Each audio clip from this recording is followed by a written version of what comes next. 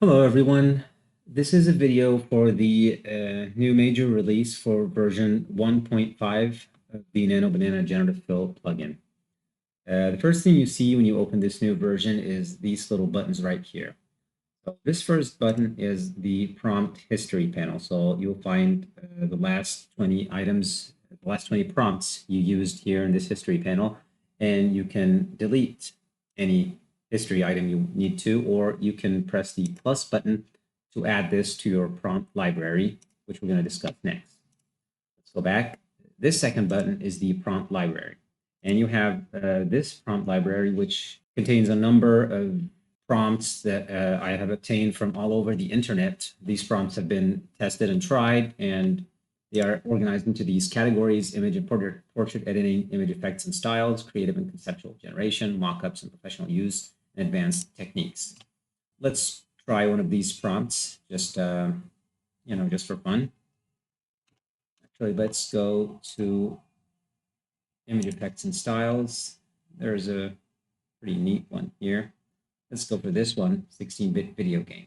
So I am going to click this one, make a selection. Let's uncheck this because it doesn't really make sense here, and click generate. This is pretty cool. This one isn't really all that useful, really, but it's pretty cool. But there are a lot of other really useful prompts here, and I invite you to explore them and try them out. Let's go back. And this last button allows you to add a prompt.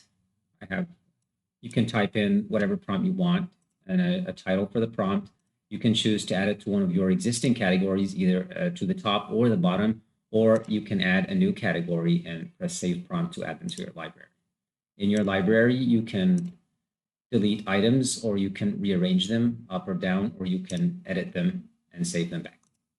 You can also export your library as a JSON file.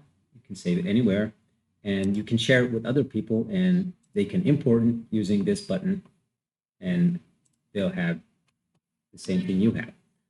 And you can restore, if you make any edits and you want to restore the defaults, you can just press this button and you will restore your library to the default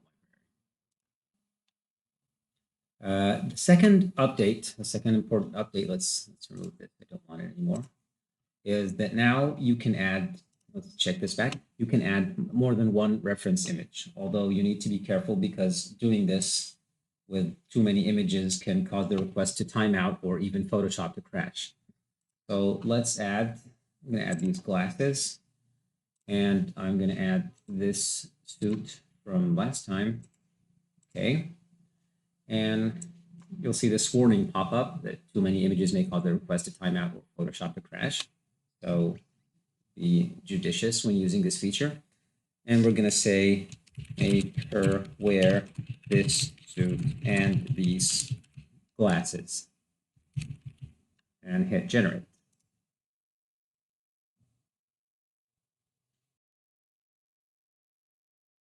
And bang, she's wearing the glasses and the suit. Perfect result, first try.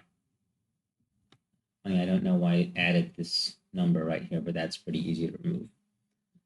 Anyway, that's it for the updates. I hope you liked using this new version.